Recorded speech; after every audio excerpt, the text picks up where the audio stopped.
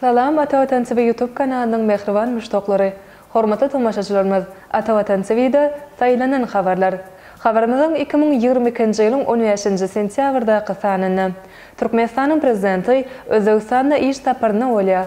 Gazprom Türkmenistanyň 13,16 milliard kub metr tebii gaz satyn aldy. Sagatda 300 pisa taýýarlaýan robot pasajer topary mesi bilen şertnamanyň möhletini uzatmak isleýär ýaly habarlar ýetirýär. Gelinginde bolsa habarlarymyza giňişleýin seredip geçeriň. Türkmenistanyň prezidenti Özbegistana iş taparyna bolýar. Şu güni Türkmenistanyň prezidenti Serdar Berdimuhammedow Şanhay hyzmatdaşlyk guramasyna agza döwletleriň baş tutanlarynyň geňeşine hormatly mehman hökümine gatnaşmak maksady bilen Özbegistanyň Samarkand şäherine bardy. Özbegistanyň ilkinji prezidenti Islom Karimov hatyralan Türkmenistanyň prezidenti saparynyň çäklerini birnäçe iki duşçuklary geçirdi. Türkmenistanyň prezidenti Xitay Halk Respublikasynyň başlygy Si Jinping bilen duşup, Türkmen Xitay gatnaşyklarynyň häzirki ýagdaýy we geljekki mümkinçiliklerini aralyp maslahatlaşyldy.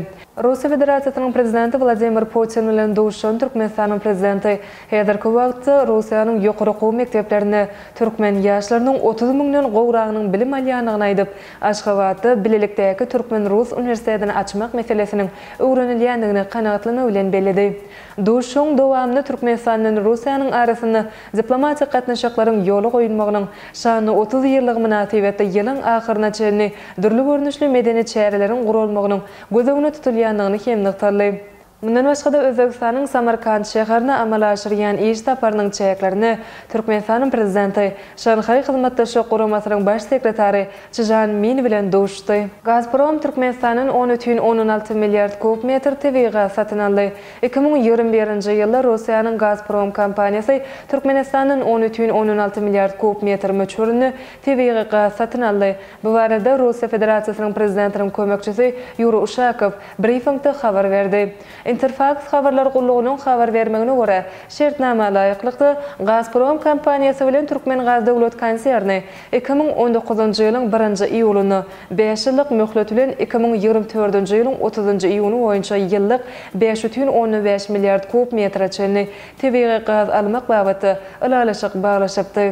Bu hereket etýän şertnama boýunça Türkmenistanyň tebii gazyny satyn almak we bu ulgamda uzak möhletleýin esasy hyzmatdaşlyk etmek meselleri Gazprom kompaniýasynyň ýollaşçysy Aleksey Miller'in goloýdy Türkmenistana amal aşyran taparyna aranyp maslahatlaşyldy. Sagatda 300 pisa taýýarlaýan robot Amerikanyň Birleşen Ştatlarynyň New Jersey ştatyna pizza taýýarlaýan önümçilikli robotlaryň hyzmatyndan netijeli peýdalanýar. Pizza HQ adly restoran piknik kompaniýasy tarapyndan öndürilen robotlary ulanmak bilen pizza önümçiligi epesli çaltandyrdy. Sagatda 300 pizza öndürýän enjam aslynda robotlaryň hatardyr. Ilki bilen bir robot hamir taýýarlaýar. Beýlekleri peýnir, sowus we beýleki goşunlary goşup ojaga iýberýär. Ahyrynda başga bir robot taýýar pizzany böleklere bölüp gaplaýar we pizzalary müşterilere iýermek üçin taýýar edip goýýar. Metbuat neşirlerining habar bermegine görä, müşterileriň robotlaryň taýýarlan pizzalarynyň tagymynyň gaty hoşal bolanlygy bellenildi. Pasajer topary mesi bilen şertnamanyň möhletini uzatmak isleýär. Fransiýanyň pasajer topary meşhur Argentin ýyldyzy Lionel Messi bilen şertnamanyň möhletini uzatmagy gyzyklanma bildirýär. Fransuz L'Equipe neşriniň habaryna görä, toparyň sport meseleleri boýunça geňeşçisi Louis Cambuş Messi we toparyň ispan gorukçysy Sergio Ramos bilen ýene-de 2 ýyllygyna şertnama baglaşmagy gyzyklanma bildirýänliklerini ma'lum etdi. Ýöne bu iki futbolçynyň derejesiniň ýokary bolmagyna galmagyna garaşylýar. Şeýle hem topar Italiýaly Marco Verratti, Braziliýaly Marquinhos we Fransuz Presnel Kimpembe bilen hyzmatdaşlygy dowam etdirmegi gözegine tutýar. Ma'lum bolýarly Messi bu topary 2021-nji ýylyň Thomsonda erkin futbolçy hökümine gelipdi. Ol bu döwürde 33 duşçukda oýnap 9 gezek tapawutlandy. Messi'niň bu topar bilen şertnamasy 2023-nji ýylda tamamlanýar. Ine mehriban müştoklar, Ata Vatan TV'de saýlanan habarlar ýetmeşigimden şu günkü sanyny size ýetirmek isleýän habarlarymyz şolardan barat. Hormatly tamaşaçylarymyz, şeýle hem Türkmenistanyň ilçisi prezident Erdoğan'a ananç hatyny gowşurdy. Şanhay hyzmatdaşlyk guramasy we onuň nowatdaky samity, Xitaýyň başlygynyň pandemiýadan soň ilkinji döwlet saparlary 92 ýurdun prezidenti Birleşen Milletler Guramasynyň belet münberinden çykyş eder.